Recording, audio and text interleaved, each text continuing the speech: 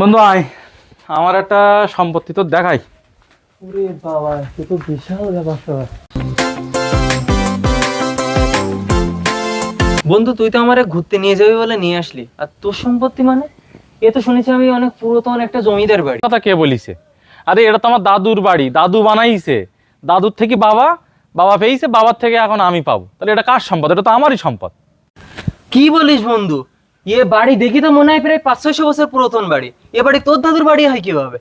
তোর দাদুর বয়স না হয় 100 বছর হোক, তোর বাবার বয়স নাই 70 বছর হোক, আর তোর নাই 30 হোক, মোট 200 বছর হোক, কিন্তু তোর দাদুর বাড়ি কি করে হয় এটা? আরে না, ওটা আমার দাদুর না, দাদুর দাদুর বাড়ি। সেই পর্যায়ক্রমে এখন আমার সম্পদ। এত ঘুরি ফুসি বলার কি আছে? এটা তো সহজই বিষয়, এটা আমারই সম্পদ। হস, তুই থাম। তুই যেখানে যাস না কেন সেখানে গিয়ে গল্প দিস। তোর যা কিছু দেখিস না কেন সেটা তোর হয়ে যায়, তোর বাপের হয়ে যায়, তোর দাদুর হয়ে যায়। তুই এমনি এমনি তোর সাথে তোর ওই গল্প বাস গলু বলি রাখে না। আমি তোর ওই যদি মোটরসাইকেলই তেল না ভরি দিয়ে, তো তোর মোটরসাইকেলই তো চলে না, আবার তুই গল্প দিস। তুই এইভাবে সব টাকা আমার হাতে হাড়ি ভেঙে দিস?